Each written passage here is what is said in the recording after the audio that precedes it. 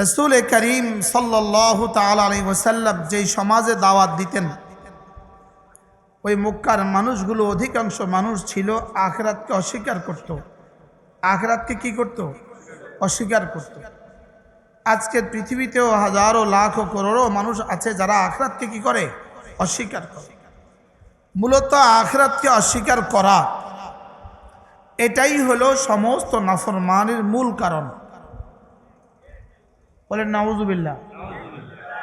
আল্লাহকে অস্বীকার করে না, ইহুদি আল্লাহকে অস্বীকার করে না, কোন হিন্দু আল্লাহকে অস্বীকার করে না। লা ইন সাআলতাহুম আম্মান খালাকাস সামাওয়াতি ওয়াল আরদা লা ইয়াকুলুন্না আল্লাহ। আল্লাহ তাআলা বলেন, আপনি এদেরকে জিজ্ঞেস করে দেখুন, সাত আসমান আর সাত জমিন কে বানিয়েছে? এরা বলবে আল্লাহই বানিয়েছে। আল্লাহকে বানানেওয়ালা বলতে এদের কোনো অসুবিধা নাই। আর আল্লাহকে বানানেওয়ালা বললেই মোমেন হয় না। আল্লাহকে বানানেওয়ালা বললে কি হয় না? বলেন, আল্লাহকে বানানেওয়ালা বললে মোমেন হয় না। শুধু আল্লাহকে বানানেওয়ালা বিশ্বাস করলেই মোমেন হয় না। কি বলছি? এজন্য সমস্ত হিন্দু, অধিকাংশ হিন্দু বিশ্বাস করে আল্লাহ বানানেওয়ালা, নাসারা বিশ্বাস করে আল্লাহ বানানেওয়ালা, ইহুদি বিশ্বাস করে আল্লাহ বানানেওয়ালা। আল্লাহ বানানেওয়ালা বিশ্বাস করলে মোমেন হয় না। আল্লাহকে রব বললে মোমেন হয়, আল্লাহকে ইলাহ বললে মোমেন হয়, আল্লাহকে মাবুদ বললে মোমেন হয়। এজন্য আলহামদুলিল্লাহি রাব্বিল আলামিন, ইকরা বিসমি রাব্বিকাল্লাযী খালাক। রব্বিক বলেন, রব্বিক। রব বলেছেন, কি বলেছেন? বলেন রব। এজন্য বিসমিল্লাহির রহমানির রহিম, আলহামদুলিল্লাহি রাব্বিল আলামিন, ইকরা বিসমি রাব্বিক।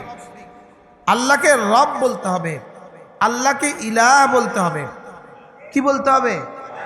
ইলাহ বলতে হবে, রব বলতে হবে। শুধু খালেক বললে, এই জন্য দেখবেন বাসের উপরে লেখা আছে স্রষ্টাই মহান, লেখা আছে স্রষ্টাই মহান। এটা লেখার পেছনে উদ্দেশ্যটা ঠিক নয়।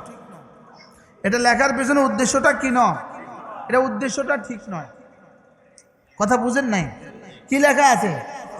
স্রষ্টাই মহান লেখা থাকে না? থাকে না? এই লেখাটা ইমানি লেখা নয়। এটা এই জন্য লেখে যেন আমাদেরকে মোমেন না বুঝে, বুঝে যে স্রষ্টাই মহান বলছে আর কি। এটা মুসলমান হওয়া জরুরি না। বুঝেন না কথা? এই জন্য স্রষ্টাই মহান এটা কোনো স্লোগান নয়, আল্লাহই মহান এটা স্লোগান। কি বলছি বলেন? এটা স্রষ্টা কেন বলে? ইমানের পরিচয় থেকে বাঁচার জন্য। মানে মোমেন এই পরিচয় দিতে রাজি না। এটা বললে যদি আবার প্যাসেঞ্জার কমে যায়, হিন্দু যদি না উঠে, বুঝেন না? হ্যাঁ, দোকানে লিখে রাখছে স্রষ্টাই মহান, এটা বুঝবেন যে এখানে সমস্যা আছে। এখানে কি আছে বলেন? এখানে সমস্যা আছে। তাহলে আল্লাহ মহান না স্রষ্টাই মহান? এই জন্য যে কেউ যদি বলে আল খালিকু আকবার, নামাজ হবে না। বুঝেন নাই? কি হবে না বলেন? আল্লাহু আকবারের পরিবর্তে যদি কি বলে আল খালিকু আকবার বলে, কি হবে না?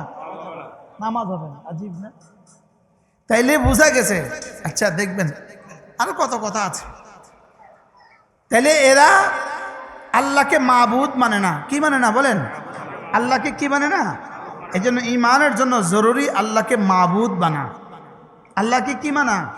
মাবুদ বানা। আল্লাহকে মাবুদ মানবে কখন? আখিরাতের উপর ইয়াকিন হবে যখন। এজন্যই আল্লাহ তাআলা নিজের বেলায় বলেছেন ইউমিনুনা বিল গায়ব, এরা আমার উপরে ঈমান আনবে। লেকিন আখিরাতের বেলায় বলেন ওয়াবিল আখিরাতি হুম ইউকিনুন। আখিরাতের বেলায় কি? ইয়াকিন। নিজের বেলায় কি? ঈমান। আখিরাতের বেলায় কি? ইয়াকিন। আজীব, আজীব না? কেন আখিরাতের বেলায় ইয়াকিন? আখিরাতের ইয়াকিন মানুষকে কোনো গুনাহ করতে দেয় না। সুবহানাল্লাহ বলেন। আখিরাতের উপর ইয়াকিন মানুষকে কি করতে দেয় না? কোনো গুনাহ করতে দেয় না। আখিরাতের উপর ইয়াকিন মানুষকে ফরজ ওয়াজিব ছাড়তে দেয় না। আখিরাতের উপর ইয়াকিন বলেন মানুষকে কি দেয় না? ফরজ ওয়াজিব ছাড়তে দেয় না। তাহলে ফরজ ওয়াজিব ছাড়ে কারা? আখিরাতের উপর ইয়াকিন নাই যাদের, তারা। ফরজ ওয়াজিব ছাড়ে কারা? যত কথাই বলুক আখিরাত আছে আছে আছে, লেকিন সে নামাজ পড়ে না, এটা নিশ্চিত আখিরাতের উপর তার ইয়াকিন নাই। আখিরাতের উপরে কি নাই? মক্কার এই মানুষগুলোকে বুঝাবার জন্য রব্বে করিম এক টানা 40টা আয়াত নাজিল করেছেন। কয়টা? কি বুঝাবার জন্য? শুধু আখিরাত আছে এই কথাটাকে বুঝাবার জন্য। সুবহানাল্লাহ বলেন, বলেন শুধু আখিরাত আছে। এই মোবাইল চুরি কারা করে বলেন? কারা, কেন করে? হ্যাঁ, আজকে মোবাইল চোররা সতর্ক থাকেন। আমি মুসাফা করতাম না, নামার সময় একজনও মুসাফা হবে না।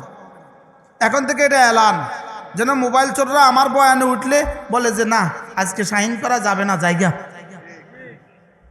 এরা মোবাইল চুরি করে কেন বলেন? আখিরাতের উপরে কি নাই বলেন? বাকি মোবাইল চোর তোমরা যারা আছো, তোমরা হলো চোরের জগতে, তোমরা আব্দুল কাদের জিলানী চোরের জগতে। তোমাদের চুরি কোনো চুরি নাই দেশের এমপি মন্ত্রীদের চুরির মোকাবেলায়। আমি বুঝেন নাই কথা? এদেশের এমপি মন্ত্রীদের চুরির মোকাবেলা, তোমাদের চুরি কোনো চুরি নয়। কিসের উপর ঠিক এত জোরে? পৃথিবীর মাশরিক থেকে মাগরিব, শিমাল থেকে জুনুব, পৃথিবীর উত্তর মেরু থেকে দক্ষিণ মেরু, পূর্ব মেরু থেকে পশ্চিম মেরু পর্যন্ত পৃথিবীতে যত মানুষ ছিল, যত মানুষ আছে, যত মানুষ আসবে, পৃথিবীর প্রথম দিন থেকে আজ পর্যন্ত পৃথিবীতে যত মানুষ ডাকাতি করছে, জলদস্যু মেঘনাতে ডাকাতি করছে, বঙ্গোপসাগরে ডাকাতি করছে, জঙ্গলে ডাকাতি করে না করে না? জলে ডাকাতি করে, স্থলে ডাকাতি করে। আমেরিকাতেও আছে, চায়নাতেও আছে, রাশিয়াতেও আছে, কি বলে অস্ট্রেলিয়াতেও আছে, আছে না নাই? পৃথিবীর সমস্ত ডাকাতগুলো মিলে যত টাকা ডাকাতি করে নাই, যত কোটি ডলার ডাকাতি করে নাই, বাংলাদেশের একটা এমপি মন্ত্রী তার চেয়ে বেশি ডাকাতি করছে। আপনারা জি কইলেও জি, না কইলেও জি। আচ্ছা, আপনাদের নোয়াখালী শহরে 10 জন ডাকাতি মিলে 10 তলা একটা বাড়ি করছে, দেখেন তো। কথা কয় না। এমনি চরে চঞ্চলে ডাকাতি রাস্তা হয় না, হয় না? তো এত ডাকাত বাড়ি করলো না কা? হ্যাঁ, ডাকাতি করছে, তবে বাড়ি করার মতো কি হয় নাই বলেন? আর বাংলাদেশি টাকা নিয়ে যারা বিদেশে শত শত বাড়ি করছে, তারা কত বড় ডাকাত?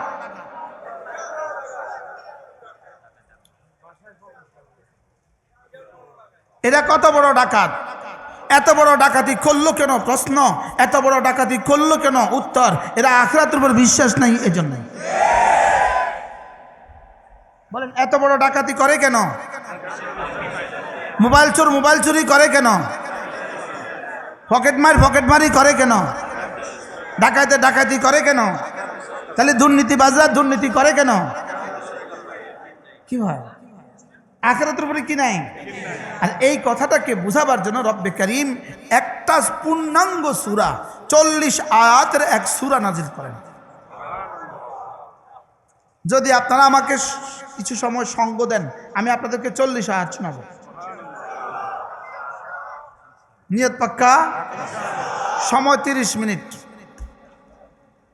আমিও আপনাদের সাথে রব্বে করিমের ভরসা বলে দিলাম 30 মিনিটে 40 আয়াত শোনাবো। জান, সময় 30 মিনিট।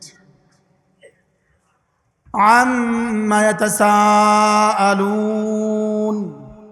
আনিন নাবাইল আযীম الذي هم فيه مختلفون كلا سيعلمون ثم كلا سيعلمون। রব্বুল আলামিন বলেন, দেখো তো এরা কি সম্পর্কে আপোষে জিজ্ঞাসাবাদ করে। মক্কার মানুষগুলো আপোষে জিজ্ঞাসাবাদ করতো, আসলে কি কিয়ামত আছে? আসলে কি আখিরাত বলতে কিছু আছে? আসলে আখিরাত কেমন? এগুলো তারা পরস্পর জিজ্ঞাসাবাদ করত। তো আল্লাহ তাআলা বলেন, আম্মা ইয়াতাসাআলুন, দেখো তো এরা কি সম্পর্কে জিজ্ঞাসাবাদ করে।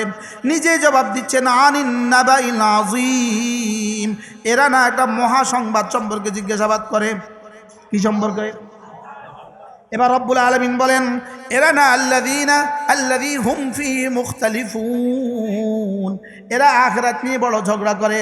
আখিরাত নিয়ে বড় মতনৈক্য করে, কেউ বলে আছে, কেউ বলে নাই, কেউ বলে অস্বীকার করে, এরা আখিরাত নিয়ে ঝগড়া করে। এবার রব্বুল আলামিন বলেন তিনটা কিন্তু হয়ে গেল, গনে গনে 3 আয়াত হয়ে গেছে। এরা কি সম্পর্কে জিজ্ঞাসাবাদ করে? এরা মহাপ্রলয় সম্পর্কে জিজ্ঞাসাবাদ করে, এরা যে জিনিস সম্পর্কে জিজ্ঞাসাবাদ করে এটা নিয়ে তারা মতানৈক্য করে। এবার রব্বুল আলামিন বলেন কাল্লা সায়ালামুন, শুনো শুনো শুনো, অচিরেই এরা জানবে আখিরাত হবেই হবে। বলেন অচিরেই এরা জানবে, বলেন আখিরাত হবেই হবে। আবার বলেন অচিরেই জানবে আখিরাত হবেই হবে। 2 বার বলেছেন, 2 বার। কাল্লা সায়ালামুন সুম্মা কাল্লা সায়ালামুন। রব্বুল আলামিন বলেন অচিরেই এরা জানবে, আবার বলেন অচিরেই এরা জানবে। 2 বার কেন বললেন? হয়তো দ্বিতীয়বার প্রথম আয়াতের তাকিদ তাকরার, অথবা দ্বিতীয় আয়াতের তরজমা ভিন্ন। কাল্লা সায়ালামুনা, এরা মওতের সময় একবার জানবে। সুম্মা কাল্লা সায়ালামুন, হাসরের ময়দানে আমলনামা দেওয়ার সময় আবার জানবে। আল্লাহ